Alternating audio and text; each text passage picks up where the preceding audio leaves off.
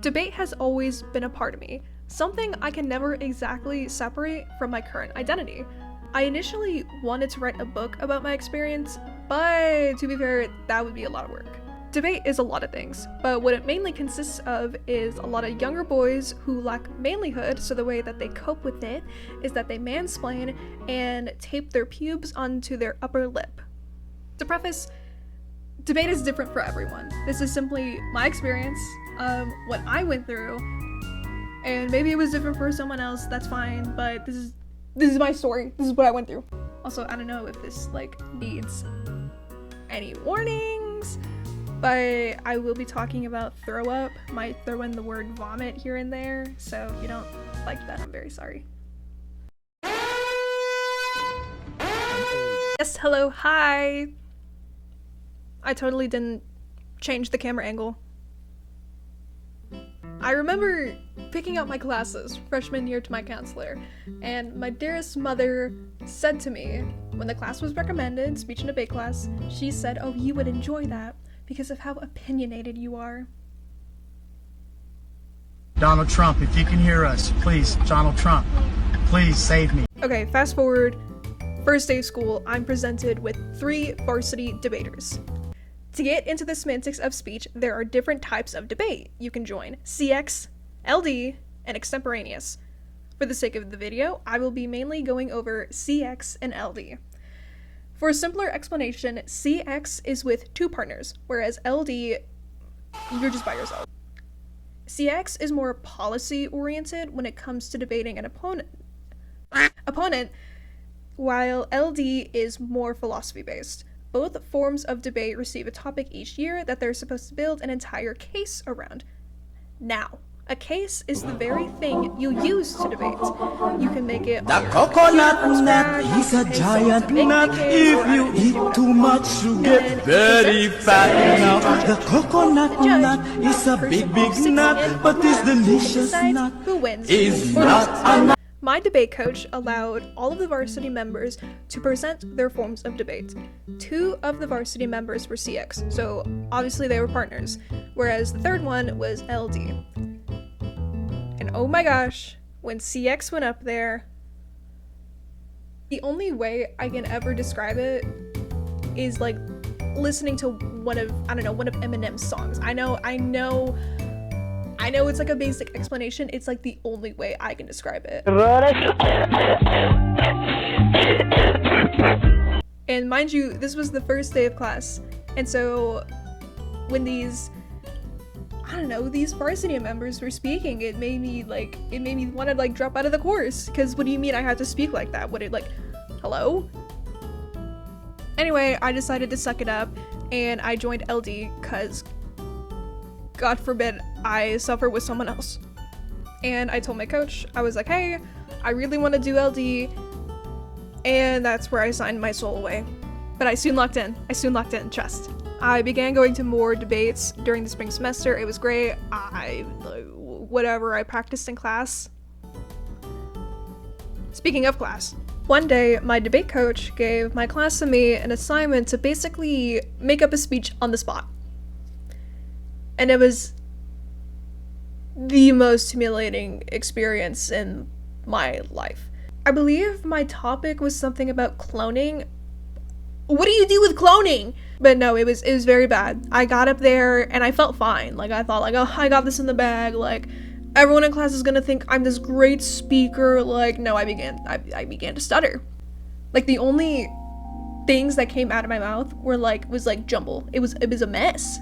And that's how I went through the entire speech. I stammered, and I just felt my throat lock up, and it felt dry, and it was awful. And I began to cry. I didn't necessarily have a panic attack now. I was just very nervous, especially given that was my first time having to make up a speech on the spot. Oh, and me crying is a very common thing in this video, so yeah. Sometimes I just need to think deep down in my heart.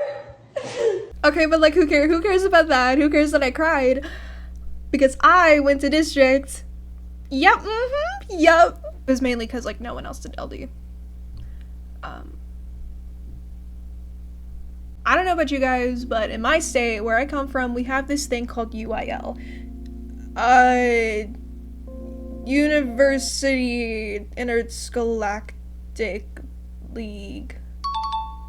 I don't know, I don't care. But basically, what UIL consists of is that there's different steps into the tournaments. Basically, for LD, UIL, you had district, regionals, and then state.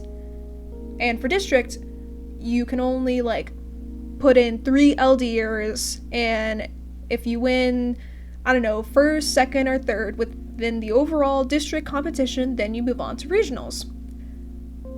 I don't know, somehow I made it. I got I got 4th place as an alternate, and because the girl who got 2nd place had prom the same day as regionals, you bet my sorry ass I went to Lubbock and competed. No, it genuinely was probably one of the worst tournaments I've ever gone through. Like, I cannot tell you how I even, like, got 4th place.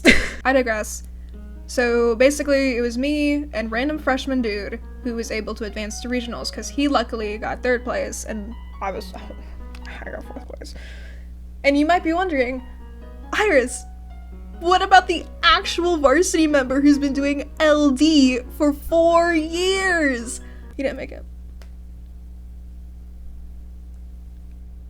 No, one of the girls he was debating, apparently something happened regarding the judge. He got into an argument with either the judge or the girl so bad that my principal had to get involved. It was pretty bad, but no, he did not advance. Rest in peace. Okay, but like, who cares about district, because now we're in regionals. It was a 5-hour long bus ride all the way to regionals. What fun. Anyway, I guess I can say that regionals is definitely where it went downhill for me. One of the specific rounds that I will never forget is with the same girl that the varsity member debated against. Yeah, she somehow got 1st place, I don't know. But I was debating her, and whatever topic we were debating on, I had brought up an argument about the Great Depression and compared that with the topic that I was arguing with in the middle of a speech. What the hell are you saying? And because of LD rules and her next speech, to counteract my speech, she basically brought up how it was abusive household. This chicken is cold! And you might be like, Iris, what do you mean? Like, why is it abusive? I didn't know you can be abusive in debate. Being abusive basically means bringing up a whole other topic and or argument to the speech that your opponent is unable to counteract in their next speech. So I guess in some cases I was kind of abusive. But I remember when all of the results for all of the prior rounds came out, and I did not make it to quarterfinals. It was a very, very humbling experience, suffice to say. In whatever college we were in, I just remember sobbing in the bathroom. And it was hard taking your first loss, and I just looked at myself in the mirror and I felt like a shell of who I was. And I just thought, I have never felt so defeated in my life, except when I'm arguing with my biological father. I wasn't exactly very honest in the beginning. The main reason why I had joined debate in the first place was to gain an upper hand against my biological father, who famously compares himself to QAnon supporters. You know, January 6th? Yep, he was all up in that. Yep. I will never forget, there was a time when we were watching Fox News, and for some reason Kamala Harris was the topic of the... I lost my train of thought. Was the topic of the news article, and he just like looks at me and is like, Kamala Harris, she's not black. She's Canadian. Oh, yeah, no, he was an idiot, but I didn't know the format of debate at, 14 years old? And his only way of proving you wrong was, like, gaslighting and telling you all this crazy stuff that clearly isn't true. Yeah, you know nurses and medicine? No, he doesn't. No, can't have that in my children. Let it out. But this man had such an impact in my life that I wanted to prove him wrong more than anything in a debate. So I thugged it out in my speech and debate class, and yeah. Sophomore year. I held my head up high with hopes I never could imagine. I had quit band that year, and mind you, I was pretty damn good at the flute. I wanted to commit to debate more than anything. I had spent so much time in this class. It just became a part of me at this point. People just knew me from debate. However, by committing to debate, it had caused me to gain more anxiety issues throughout the course of the year. Summer before, I had joined a debate camp, and that's where I met, we'll call her Elliot. I had met Elliot, and I was tasked with debating someone as like a form of practice, because, you know, it's like debate camp. And she was like, here, I got you this lovely coffee to keep you awake. And I'm like, oh my gosh, Elliot, oh my god. Stop, you shouldn't have, Elliot, oh my god. I had 8 shots of espresso. I had 8 shots of espresso. Tweaking is a very, it would be an understatement of what I went through.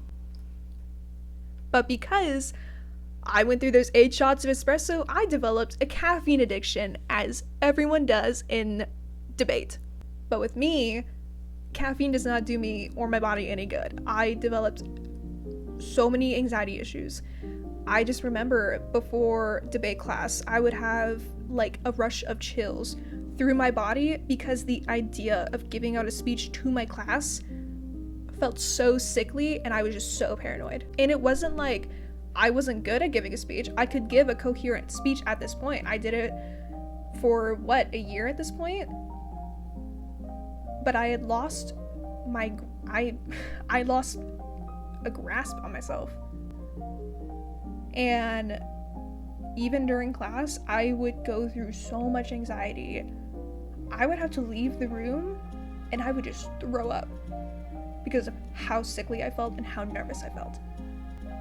The more caffeine I chugged to perform better, the more I just kept hurting and destroying myself in the process. I was so obsessed with this idea of getting so good in debate that I would lose sleep at night just to perform or think of a good argument in order to overcome my peers or just anyone really. And what really sucked is that my 2 closest friends in debate, they just so happened to be ranked 3rd and 5th in my class overall, while I was 72 out of like 150 something. And I compared myself like constantly. Like it just felt like I was tripping over my own shoes while everyone else was just like ahead of the race. And I think that's honestly where I began to lose myself. I wasn't improving debate for me. I was simply doing debate to prove a point to other people that wasn't even there in the first place. I felt like a version of myself that felt stupid, small, and behind, and I felt like I just needed to constantly improve every single little thing about me. And in the process, my self-esteem just plummeted. I was my own hater. My junior year, I considered to quit. This was like probably one of the lowest points in my life, and this was also where I began to stop talking to my biological father. I kept thinking, what's the point if the main reason why I joined isn't even there in the first place? What am I even doing here? I mean, yeah, I can acknowledge that I was a better speaker. I had more confidence than I ever did freshman year. I wasn't crying anymore in the middle of a speech. I could make one up in probably the heat of the moment. It just didn't feel enough. And it wasn't just that. Part of me felt so little for being a girl in debate. This was around the time whenever my coach began giving me some small ideas of what to improve upon myself that was related to me being a girl. He gave me the idea of dressing better, about how judges typically like women who are more plain, like their makeup is more reduced, they don't have red lipstick, and they like seeing a plain, simple dress. And I also had to shift my own form of debate style. I was recommended that I should speak softer to soothe the judge or something.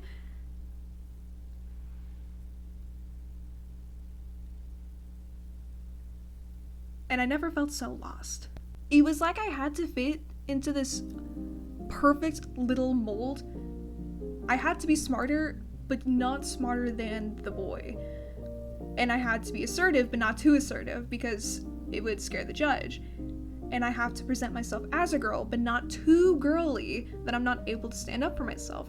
It was like this paradox of stuff that I wasn't able to do, but at the same time, if I didn't do, it would harm me and my debate skills. I just sucked it up. I just did it.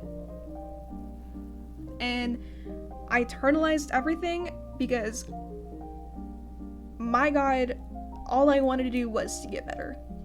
It really didn't amount to anything in the end because I didn't make it to district that year.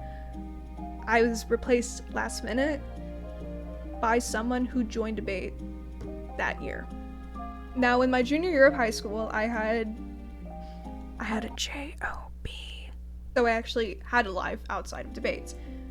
But this soon harmed me because of my winning percentages being less than this other guy's. He just went to debate tournament after debate tournament, and it harmed me. And yeah, I was angry. I had quit band, I sacrificed my sanity, and overall, it felt as though I had gone mental, basically. I lost something that I actually put effort into, and I just felt like I failed everyone. I do want to say, I will say, I'm not mad at my debate coach because realistically his hands were tied in the UIL handbook. He had to go for the option that had more wins than me, but I was destroyed in and out. I sobbed all day and I just went home. And it double sucked because you know what? All that advice that my coach gave me about dressing better, like being more feminine but not too feminine, it actually worked, and I began to win more rounds that year, more debate rounds. But I never felt satisfied with my winnings. I felt as though like I didn't deserve it because at the end of the day, why would I believe the results of a judge who solely based me upon my appearance and my style and not my debate skills? Like my point of argument or like the reasoning behind my debate or why I brought up these ideas. And those wins never amounted to anything because I still got replaced in the end. Despite how much I did go through in high school, speech and debate did teach me a lot of important skills that I'm able to use to this day. I wouldn't even be able to put this camera in front of me and film for this stupid video that I'm probably gonna have to edit for like 8 hours.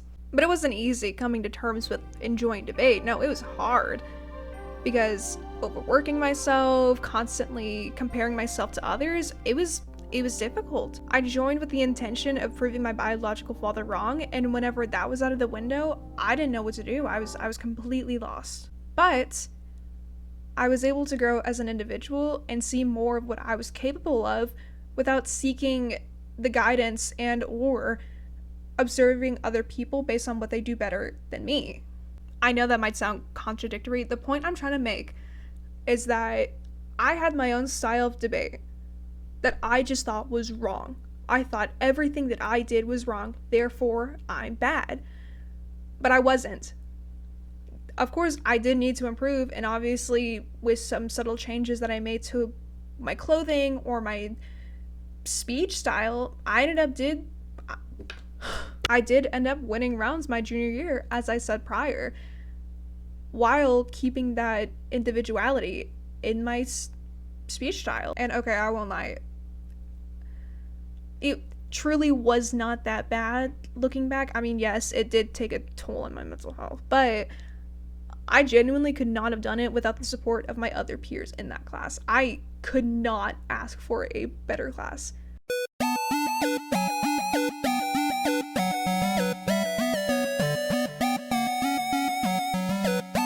Shout out to Emma for being the only other girl. So, I don't know, what should you get from this video? If a man comes up to you wearing a suit, just run.